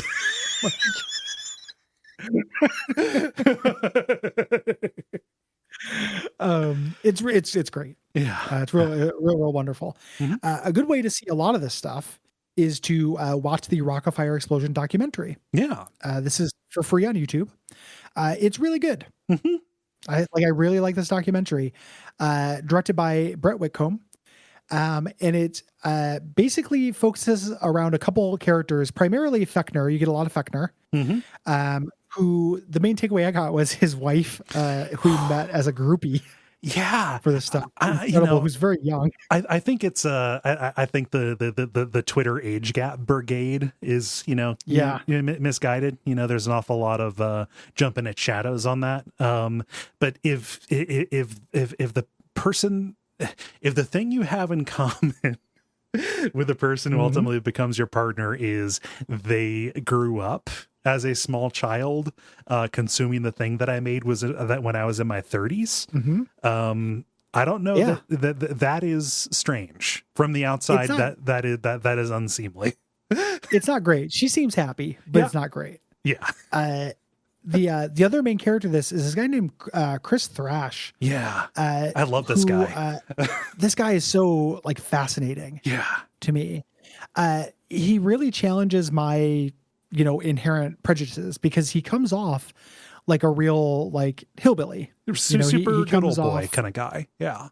Yeah. Like good old boy. He just drinks Mountain Dew. Mm-hmm. He comes off, but he's obviously got a noggin on him. Mm-hmm. He loved Rock-afire. He's just like a man who knows what he wants. Mm-hmm. He loves Rock-afire explosion, managed to buy a set. Yeah. And got internet fame by programming them to do modern songs. Yeah.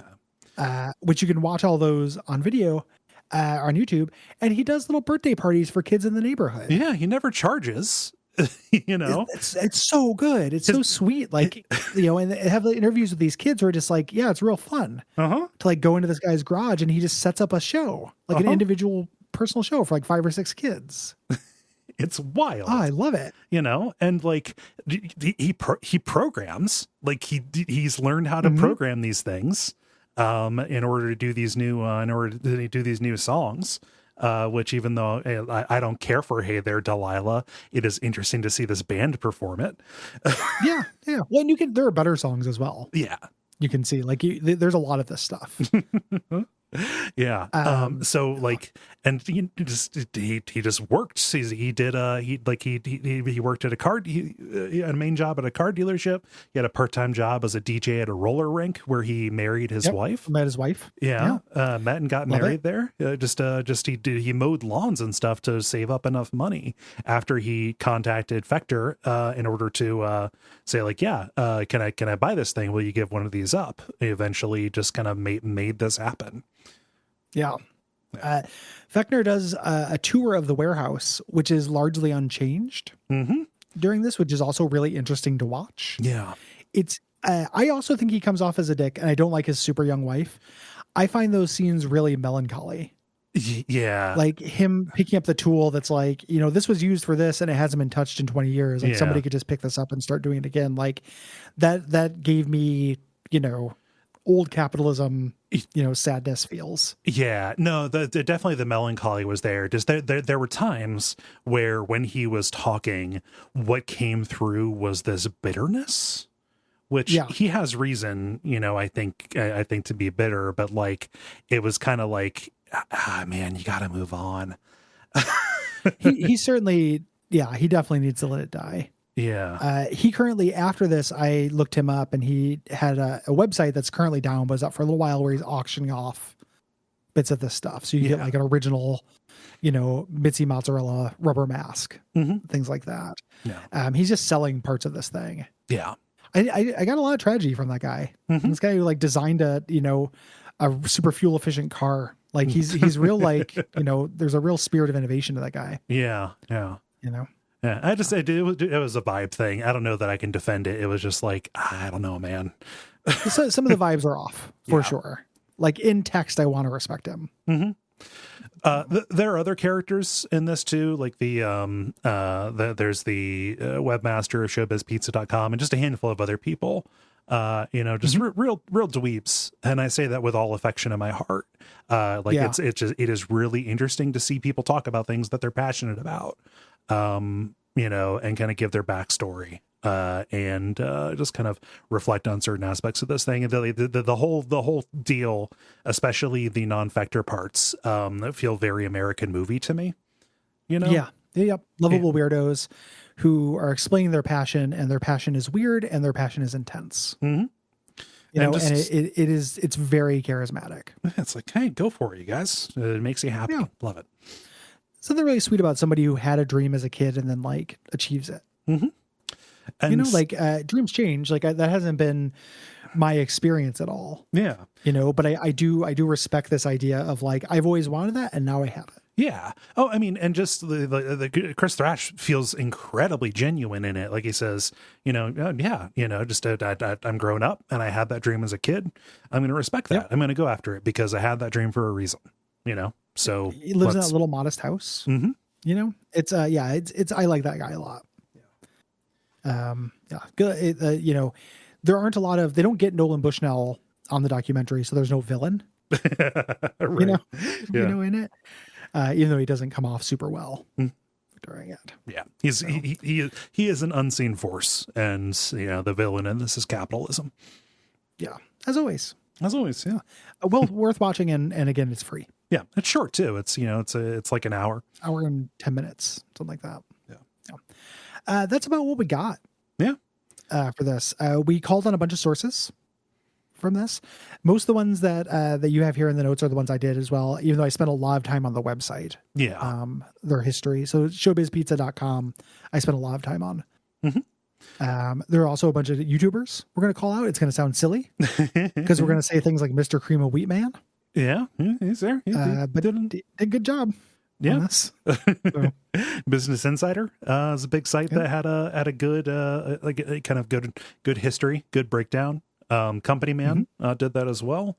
Doplex, Yesterworld Entertainment had like a 35-minute documentary that was really good. Some blogs. And on Blogspot, All In for a Quarter, an article.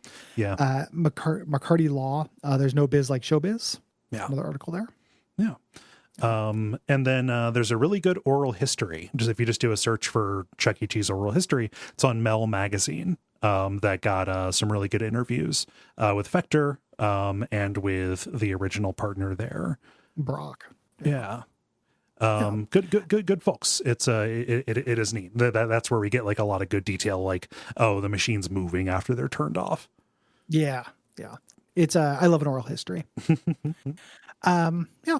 So let us know. We haven't done one of these in a long time. Let us know what you think of it. Right. If you think that stick to games, there's a nice way to say that. Yeah. Yeah, you can do it in a nice way. Yeah. But if you want to see more of this stuff, let us know. Yeah. Obviously we have to fit around patron demands and things like that, but it's fun. It's fun to take a break and do some research and, Yeah. Go into the trivia mines and find stuff to goof about, and find a bunch of earnest weirdos, to kind of bask in the unironic glow of their individual passions. Yeah. I think this was a fun episode. I think that I feel good about it. I agree. If you have any Chuck E. Cheese memories, you have until April 15th to go to duckfeed.tv/contact and hit us up. This could be any animatronic weirdo thing. So if not Chuck E. Cheese, Showbiz, could be anything. Yeah. That's fine. If you went to that band, I really want to hear from you. If you went to John Philip Tuba. Any of those. A special call for international listeners if you have experience with a non-American version of this, and a special call for anybody who worked at those places. I want to. Yeah. The backstage stuff is always interesting to me.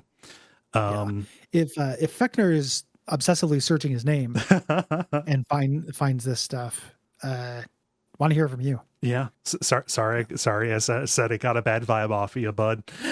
It's I bet she gets it at least a little bit.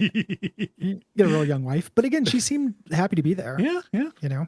Yeah. It's also if you have anything to say about the Shrouded Isle or Deathloop.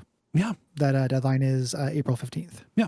Go to duckfeed.tv/contact and click the WAF button. If you have thoughts about multiple games, please put those in as multiple responses. That makes it easier for us to get the dispatch episodes put together for the end of the month. And also we are looking for responses for our May games, which are Fear and Hunger, Teardown, and Max Payne 3. The deadline for those is May the 15th. Yeah. If you have interest in supporting us, getting those bonus episodes, those premium episodes, so Max Payne 3, Deathloop, and all of our backlog of them, as well as shows like Unfilmable or Bonfireside Chat covering Elden Ring now, that is $5 a month at patreon.com/duckfeed.tv. Yep. We really appreciate the swell and support. Yeah. If you're hearing this, check out those other shows. Please do. It'd be awesome. Yeah. I feel real good about the work we're doing right now. So, yeah.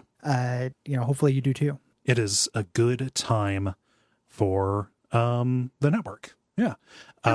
Just a reminder, early release, that perk is going away at the end of April, being replaced with more frequent dispatch cleanups, the topic roundups episodes, and with a welcome pack for the $3 backers. That's going to go into effect on May the 1st, just in case you miss those announcements elsewhere. Yes. Which means for people who get this on the early release, there'll be a week of no quote unquote like new content, but then everybody the shows at the same time. Yes. Which we think will be better. Yeah. I think that's about it. Ratings, reviews on Apple Podcasts, Podcast Addict. Those are great. Telling your friends. Great. Yeah. And until next time, what should they watch out for? Just go watch that documentary. Watch out for that documentary. Yeah. And Uncle Clunk, because he's here now. Uncle Clunk is everybody's problem. Yeah. We have to come together. It's like the end of Watchmen. He's bringing society together.